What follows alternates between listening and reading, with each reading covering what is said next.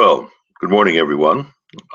Today I'd like to talk to you about the 7-MTF, why it was developed, and then, more importantly, in fact, um, the factors behind it. I will argue in this presentation that there isn't really a decent model of core emotions, and that emotional intelligence research is too biased towards emotions and needs. And in fact, the direction of research should go in the reverse order, and we should start looking at mental disorders and temperament. We're all familiar, of course, with Goleman's emotional intelligence book. It was a book that got me started at looking at emotional intelligence. I've never got over the fact that it sold 5 million copies in 5 years. And I thought Goleman did a great job of answering two critical questions. Why is emotional intelligence important? And what exactly emotional intelligence is? And I still believe that this is, in fact, the best representation of it, is that you look at yourself or you look at others and you try to understand them, and then also then you try to influence them. So in fact, if we look at others, understanding others is empathy, and influencing others is social skills. For oneself, it's understanding can be done with a decent personality test and developing mindfulness techniques. However, there's a big flaw in Goleman's book, and that is he didn't really explain a good methodology for lifting your own emotional intelligence. He said you could do it, and one of the primary reasons is that if you go to Appendix A in his book, there's no model of core emotions. He alludes to Ekman's work in pre-literate New Guinea, but in fact admits he doesn't have a model of core emotions. For those of you who are unfamiliar, of course, Ekman's set of core emotions got a lot of coverage when the film Inside Out came out. And here is Ekman's 7 emotions, and he also has added to them contempt and surprise.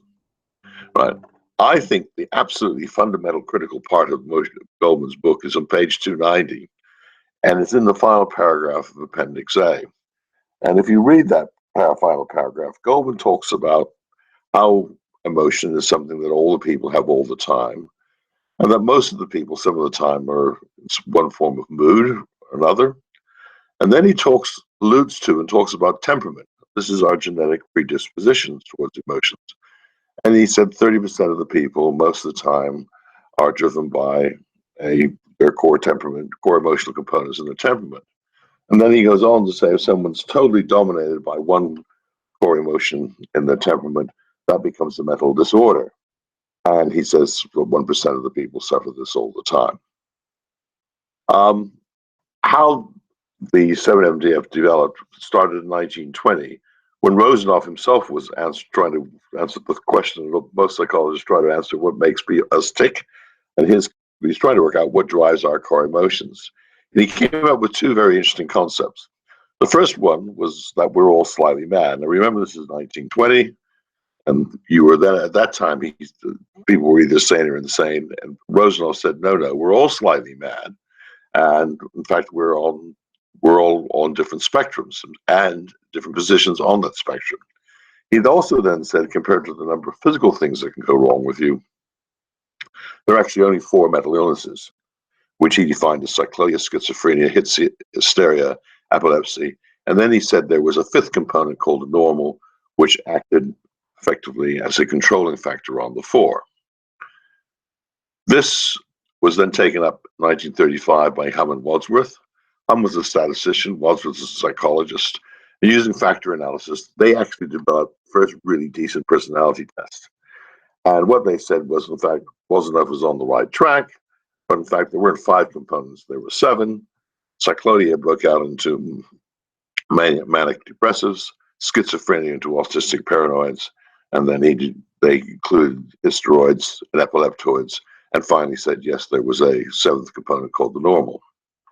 What happened was I first learned about the Hum Wadsworth in '73, used it very successfully in a sales and management career, and ended up writing a book in 1993 called Empathy Selling. And what happened was the publishers and my agent both said you can't use terms like describe people as sort of depressive and paranoid. You have to change the words, change the defining terms into some terms less pejorative. And we came up with the following list of 7. The reason they are the way they are was I was trying to get, because people don't say that someone's high manic, they say he's high M, or not a high depressive, they say he's a high D.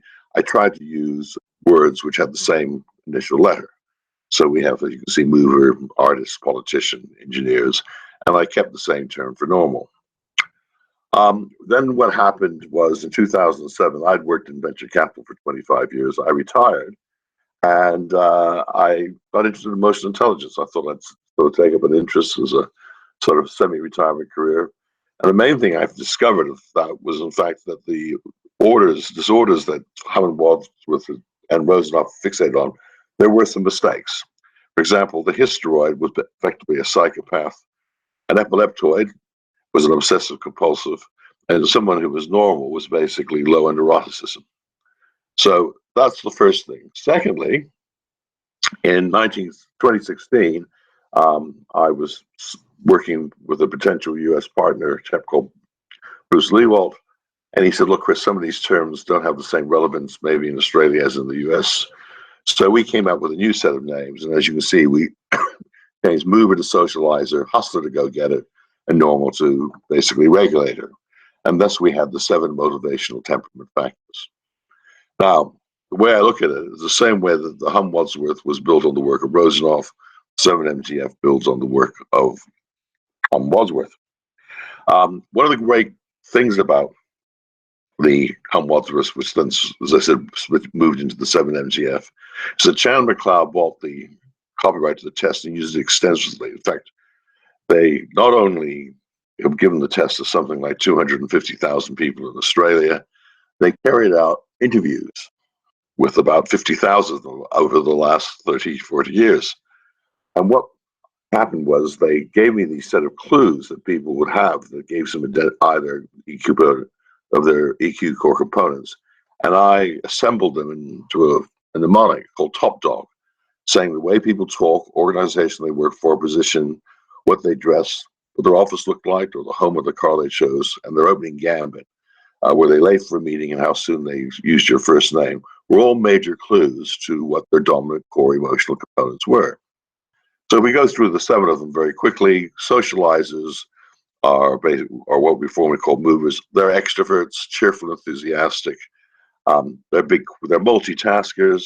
Their question that they always ask themselves when making decisions is, what will the team think? If your socializer is low, you're introverted, self-sufficient, independent. And in terms of Top Dog, well, they're friendly and jokey. They tend to work for retailers, love working and dealing with people. The dress is typically casual. Offices tend to be messy, and they're generally late for meetings, but extremely friendly and always apologize. And I've got Dev Patel up here because Dev was described by Dame Judy Bench, and she should know anyone else, as the most energetic actor she'd met in 56 years. So, next one, moving on, is the double checker.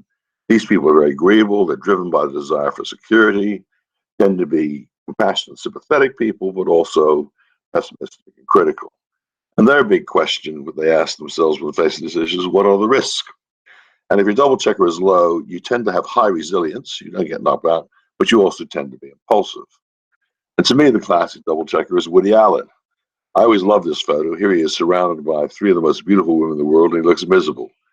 And you can see, for example, in terms of dress, double checkers love Mother Earth colors. So here he is, brown cardigan, brown trousers. Their offices tend to be full of files because they never like throwing anything away. Also, typically, there's pictures of the family. They tend to work in the public service. The talks about their hypochondriacs. And of course, if you've seen a Woody Allen film, hypochondriacs was one of his main themes. And they're very, very, very good administrators. Artists are driven by the desire to create, and they're basically open to experience. They're sensitive, inquisitive people. On the other hand, they can be very stubborn and single-minded. They beat to a different drum. The question they ask themselves, because they like to be innovators, is what can I change? And they have very, very good visual imaginations.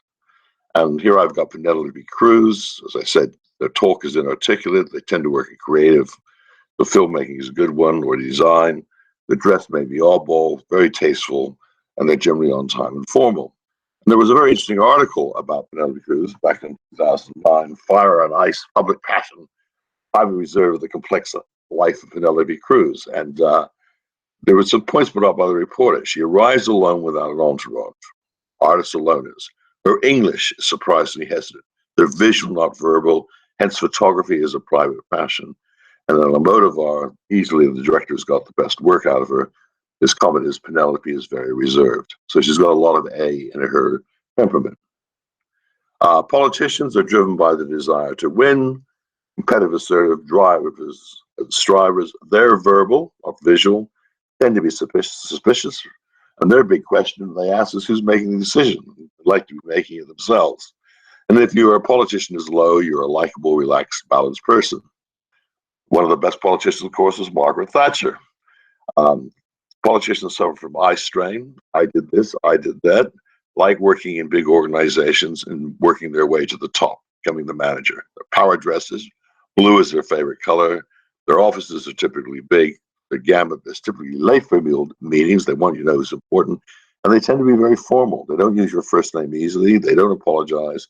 They spend the first few minutes of the conversation working out your status. Engineers, well, these people are driven by the desire to complete projects, conscientious, painstaking planners, practical and objective, full of dedicated enthusiasm. Their first question is, where's the manual? And if your engineer is low, you jump in, you're erratic and slipshod. And classic engineers, of course, many of you will be familiar with, are the characters in The Big Bang Theory. They're all basically nerds and you know, into it. However, you can see the second component there besides their engineer. Howard, as we'll see, is a go-getter. Kupali is an artist. Leonard is a classic double checker. Well, of course, Sheldon is always right, is the politician. Giveaways, well, their clothes don't quite mix and match. That's in their pocket. Their office has a whiteboard, and of course, Sheldon and Leonard's flat has a whiteboard in it, full bookshelves. And they tend to be on time unless they get distracted. And they're reasonably friendly. They're task-orientated people. They're not people. Go-getters, formerly known as hustlers, are driven by the desire for material success. They're driven by self-interest. They listen to one radio station. What's in it? WIIFM. What's in it for me? They're charming, love gambling, tend to separate the world into winners and losers. Very opportunistic and egocentric, Machiavellian and narcissistic. And of course, if we were very fortunate at the moment, we have a wonderful go-getter in action, and that's Trump, President of the USA. Into money. First achievement, I've been saving the money. He's a name dropper big time. Tend to work as brokers and agents. Very flashy dressers. He's always got 9 times out of 10, he's wearing the red tie. Their offices at the Trump Towers are renowned for being showy and glitzy. And they tend to be on time and friendly. I mean, I remember working for one go-getter. And his comment was he was never late for a meeting. He always said, Chris loses are late. But he had all the other characteristics. And finally, we get to regulators, the former normal. These people are low in neuroticism, very emotionally stable. Their first question is who else is doing it. If your regulator is low, you tend to be over-emotional, unconventional, carpe diem. And their big thing is they're able to delay self-gratification. As a regulator par excellence, I've chosen George Bush Sr., a very logical, rational. He's the guy who organized the famous coalition of the United Nations to invade Iraq, the first war. He was a professional administrator, worked all his time mainly in Washington, running the various agencies, very conservative dresser, very neat and tidy, very punctual and formal. The basis of what I like about the 72MTF, if you go to the big 5, which I'm sure all of you are familiar with, I always remember using OCEAN, which is openness, creativity, conscientiousness, extroversion, etc. And the 2 big criticisms of the big 5 is where's the dark triad, i.e. where's the corporate psychopath, where's the type A person, in a sense, the gold-graded corporate bully. Well, what I say is what's fascinating is the 5 most common factors in the in the 7MTF basically correspond to the big 5 theory. So openness, creativity is the artist, conscientiousness is the engineer, extroverts is the socializer, agreeableness is the double checker, and neuroticism is the person with low regulator. The corporate psychopath is a go-getter with low regulator, and a corporate bully is a politician with a low regulator. As a practical application, I worked as 25 years in venture capital. My positioning statement was 5,000 business plans, 50 deals, and 25 write-offs. And in 1996, I managed to raise my sort of own fund with two partners. And one of our main points of difference compared to most venture capitals, we site profiled our entrepreneurs. And at the time, we were looking for people who what I call are the natural leaders. And these people have a mixture of three components: high in socializer, high in go-getter, high in politician. And what we discovered, in fact, we were looking for the wrong people. That after 5 years, we soon discovered that the best startup profile, someone, yes, with a lot of go-getter, but also with a lot of engineer. And the third thing they needed was a high numerical IQ. And I just picked on Bill Gates because he matches, he's got the red sweater on, as you can see there. And then he's got all the numbers, the mathematical stuff behind. And he's got the notepad and paper. He's obviously got a lot of engineer in him. You know, he was a computer geek of the computer geeks. But he also was very dedicated to running a business, etc. So, in conclusion, what I'd like to say is thanks to Brian Lee and George Bijak for helping developing the presentation. My argument is that EQ research is too biased towards emotions and moods. You should reverse the direction and research mental disorders and temperament. And I want to put forward to you that the most practical temperament model is the 7 motivational temperament factors. Thank you very much.